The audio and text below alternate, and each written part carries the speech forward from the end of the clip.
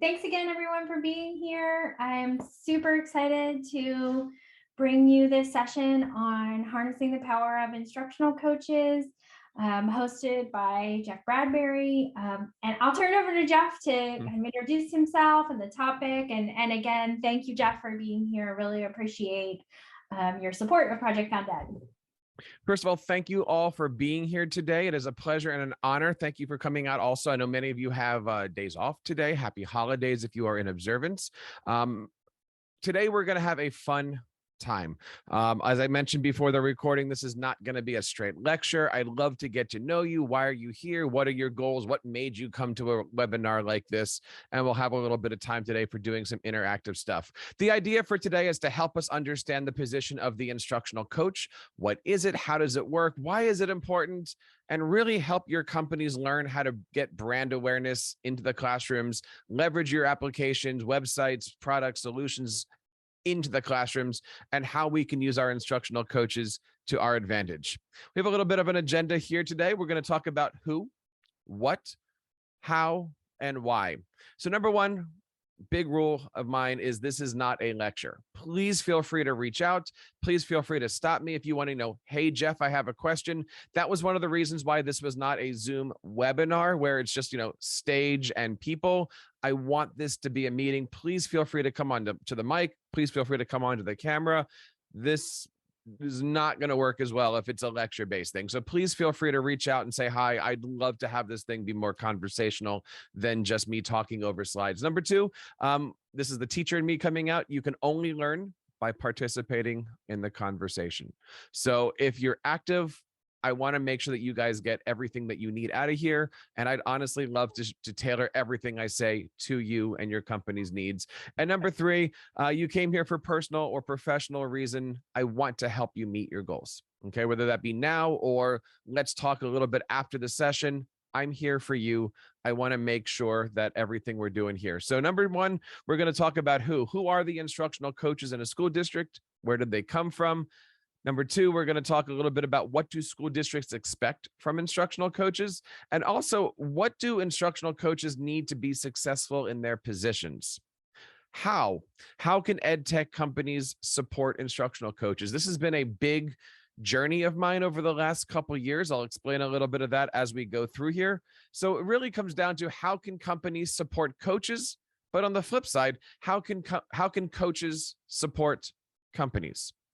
And then lastly, we'll kind of wrap up here and talk about the why. Why is this conversation important? Why was this the perfect topic to be doing, especially this time of year as school gets underway? And also, I want to know why this is an important conversation to you. What made you come here today? And what made you decide to take your day off or a little bit of time out of your lunch break to spend some time with us? So this is where we're going today. A little bit about myself. My name is Jeff Bradbury. It is so nice to be here with you guys.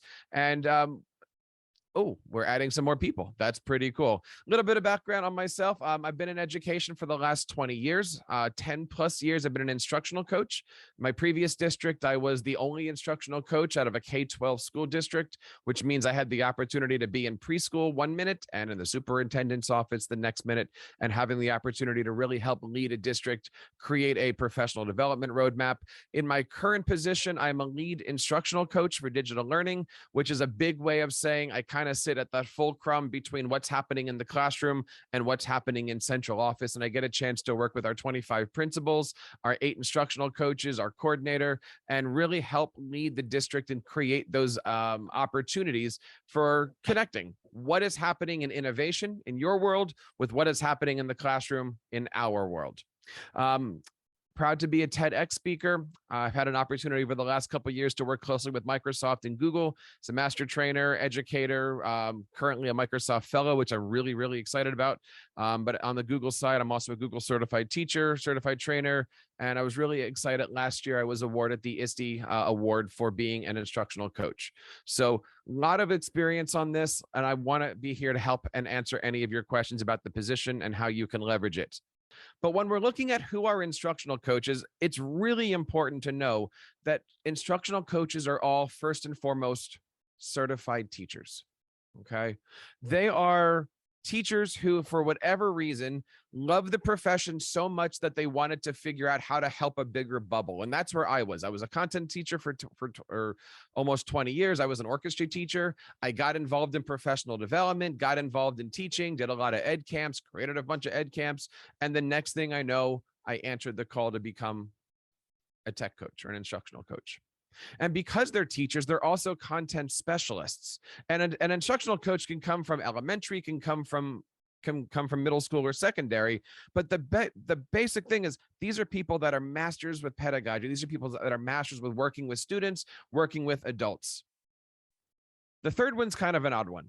I always say the first job of an ed tech coach is to be a therapist. Our job is to walk into a classroom, walk into a principal's office, walk into a central office, and first ask the question, hi, how are you doing? Is everything okay? Making sure that we can have those conversations is really, really important.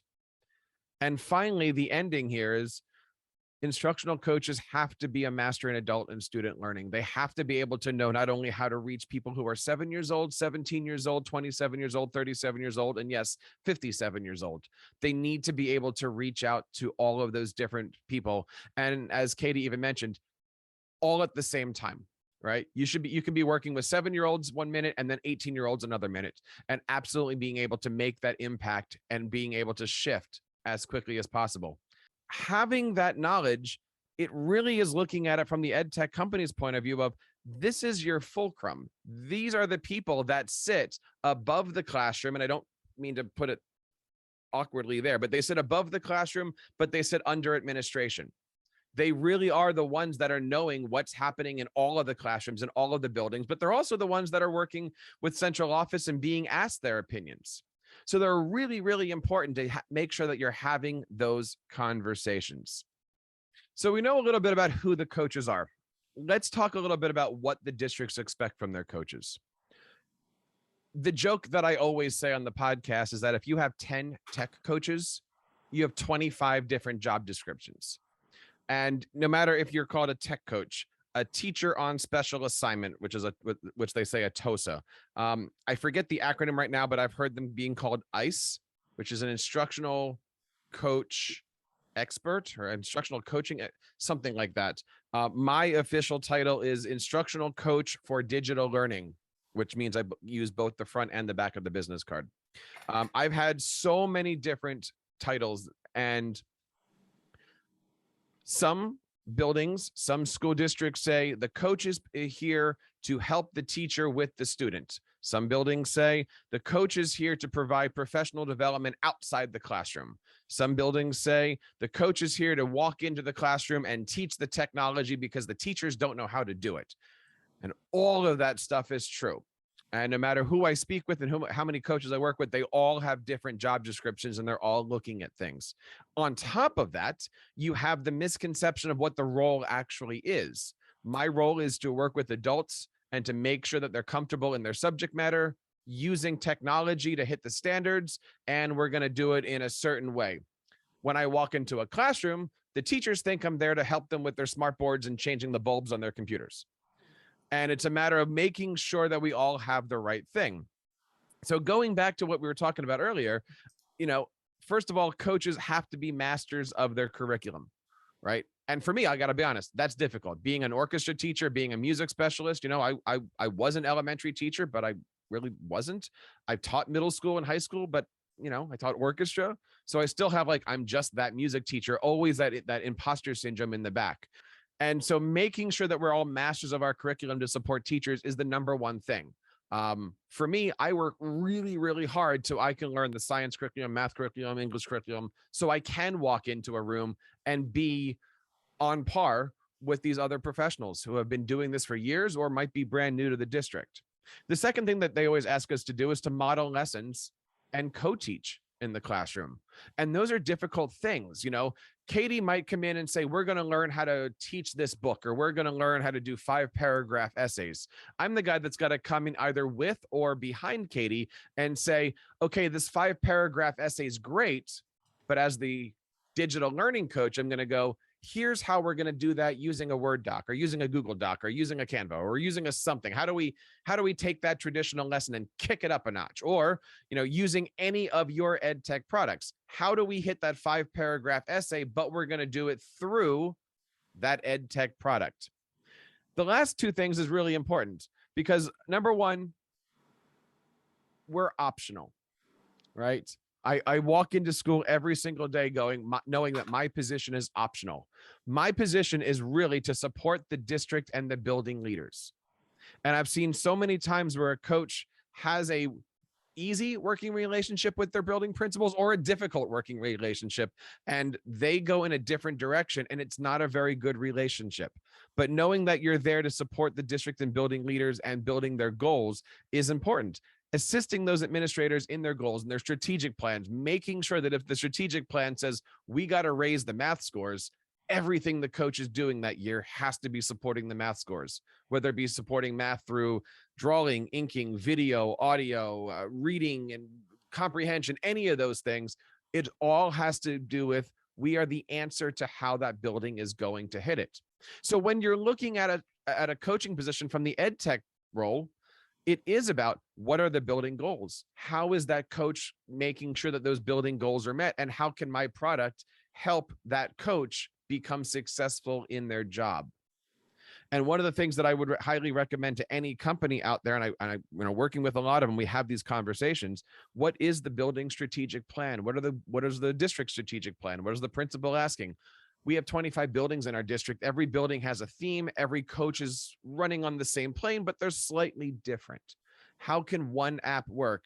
I don't want to say who, but there is somebody in here who runs an application that I absolutely love, have covered it on TeacherCast, and I love it when my district is using it. But some buildings use it, some buildings don't. And it's all based off of their building needs, their building goals, and sometimes even their building theme. So making sure that we're understanding when working with our coaches of exactly what are the goals is extremely important, which is how does instructional coaching work, right? A lot of companies don't understand this or don't take the time. And I want to make sure that this is important. Again, many districts kind of passionate about this, but many districts hire an instructional coach and say, go work with the teachers. And it doesn't work that way. When you're really looking at an instructional coaching program, when you're really building this whole structure for digital learning, digital support in the classroom, it has to start with the district strategic plan.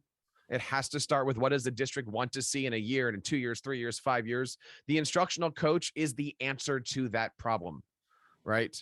And I've been in situations where a principal says, Jeff, go play in the classrooms. And it doesn't work that way. The only way that instructional coaches work is if the principal says to the teacher, this is what I want to see when I walk into the classroom. When I come in and do your observations, this is what I'm expecting. This is how I'm expecting it to be seen. This is the type of learning I want to see. And if a teacher says, how do I do that?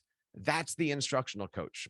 The instructional coach is the answer for how does the district meet their strategic goals? How does the building meet their SIP? How does the classroom meet their learning goals? It's all done through the classroom. So it all done through the coaches. So it starts with a strategic plan, knowing what the district wants in 1, 2 to 5 years. The teachers are having those performance expectations by the principal. Coaches meet with teachers to plan. That could be a 3-minute conversation. That could be, let's sit together on my prep. That could be a faculty meeting, a department meeting, a grade level meeting. It could be a 1-to-1 meeting. And then finally, it's having the coaches come in and work with the teachers and the students. So when you're looking at working with school districts from a marketing point of view, I know there's a lot of our app does this, our app does this, our app does this. And what I'm trying to figure out is how can we help with the conversation of, do you have these goals in your class? We're the solution for that. Because coaches get hit every single day by check this out, check this out, check this out, especially walking through a conference like an FETC or ISTE. You walk through 900 yards of vendor tables. Everybody's got the latest and greatest. And that goes back to having that conversation with the coach saying, what are your goals? What do you need? Because if I know that my district wants A, B, and C, I'm going to look for an app or a solution or a product or a partner that's going to answer all of those questions. But when you start with, let's work with the teachers, or when the app company says, I'm going to hit the classroom first, that's usually where we start to find a little bit of issues. And that's where the apps don't work. Or in many cases, a district spends $20,000 to bring in an app for the entire thing, but then nobody uses it because the district wants to do it. The tech director might say, let's just buy it. It's the end of the year. We have extra money. We'll do something. But then no one's using it. Well, no one's using it because there's no expectation from the top that this tool is going to scratch the back of the need of the strategic plan. Let's move forward because I want to respect everybody's time here, kind of doing the last few couple things. But this is the biggie. Why are instructional coaches important? First of all, we are, if anything else, personalized professional trainers for teachers. I don't think teachers even understand that. I will come to you at any point in time. I will stay for 5 minutes. I will stay for a half an hour. I'll work with you for weeks on at a time. We call those things coaching cycles. I'll get here early. I'll stay here late. I will make sure that you are comfortable doing whatever you need to do, whether it be in math, social science, or digital learning. We're also the voice of the teachers in those leadership meetings. And leadership could be when I'm working with my administrators, or when I'm helping to form things like our strategic plan or our lesson plans or our curriculum or something like that. But in addition to being the voice of the teacher, I'm also the voice of the student when I'm working with you. Because when I'm, I'll just use Moat as an example. I'm just picking him out because Will's awesome. When I talk to Will about Moat, I'm going to say, I have these students that have these issues specifically. Does Moat do this? If not, how quickly can you do it? Or is this possible? Or how do we, right? So I'm the voice of the student. And this goes back to what I forget whoever said it earlier. I'm also the voice of the parent. Right. And yes, I have 8-year-old triplets, but on top of that, I have 8-year-old special needs triplets. So I'm always going into this and saying, can we get this? Can we get this? Can we get this? Can we get this? And how do we do it? Because I have a need for this. And your app is 90% perfect. How can you help me make it 100% perfect? We're also, as I mentioned earlier, we're the translator for the district, right? The district has a strategic plan, but if you mentioned, somebody just mentioned it earlier, the strategic plan might not be meeting the needs of the teacher. But we still have to go by it because the strategic plan is your huge umbrella. So how do we hit all of those goals at the teacher level, at the student level? How do we hit the admin goals at the teacher level? So that way, when they do their walkthroughs, it's all here. But also for you, you have your EdTech goals. We have our EdTech goals. How can this relationship be beneficial to both of us? This is a biggie. I've thought a lot about this and have done various shows and conversations and topics on this, but how can EdTech support instructional coaches? And I think the biggest is using teacher language. And that's why the first thing we said was, first of all, coaches are teachers. They're certified teachers. I have been going to ISTE for 10, 11 years now, and I've done interviews with all of them. And I clearly remember the first time I did an interview with certain companies, and they didn't 5-minute interviews, and they kept talking about their solution. The solution does this, the solution does this, the solution does this. And honestly, you could see my face in those interviews going, what is he talking about? Teachers don't work in solutions. Teachers talk about students. Teachers talk about student-centered goals. They talk about standards. They talk about, so using language that the teacher understands is really, really helpful. And I see this a lot in EdTech marketing. We have the solution for, I don't want the solution. I want something that's going to help my teachers. And I understand the word for that in EdTech world is solution, but that's not how teachers use it. So my suggestion is in print and marketing and anything like that, use teacher slang. We love that, and it helps us to have that relationship. Speaking of which, number 2, build those personal relationships, knowing what struggles your coaches have. Just by listening to Katie for a few seconds here, we have very similar positions, but we're completely different in what we're doing.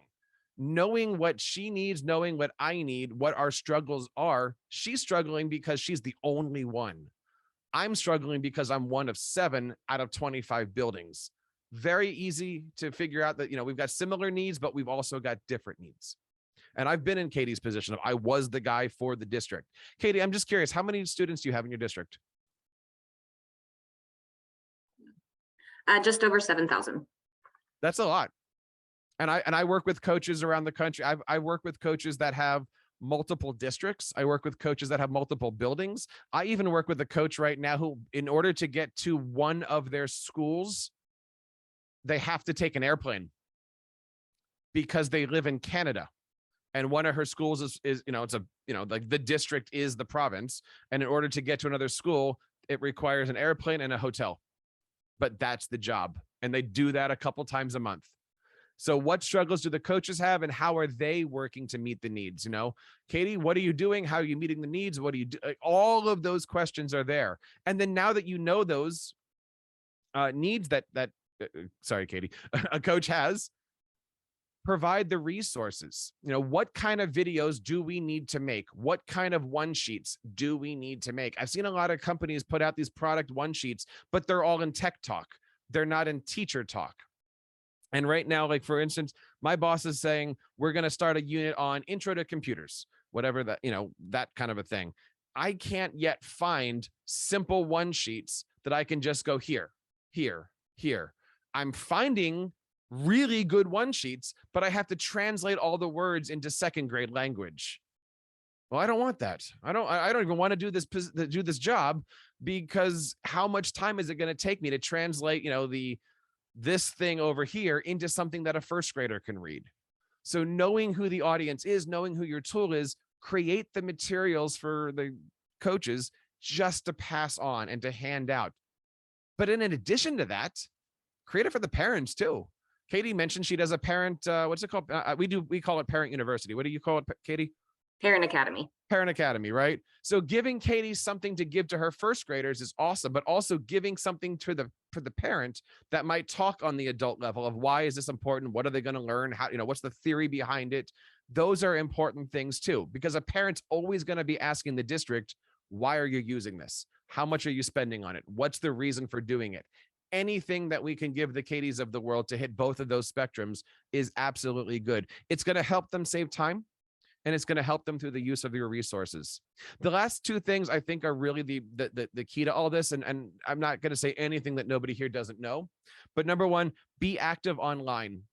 If Katie needs help, she doesn't have time to sit down and write an email, but to go on Twitter and to say, hey, Moat, I have a question, or hey, Moat, this is broken, or hey, Moat, like, be active, have somebody available, or, always have the Twitter chat on the side of your computer as you're sitting there doing your thing. Being active to make sure that these teachers have a very quick, easy way.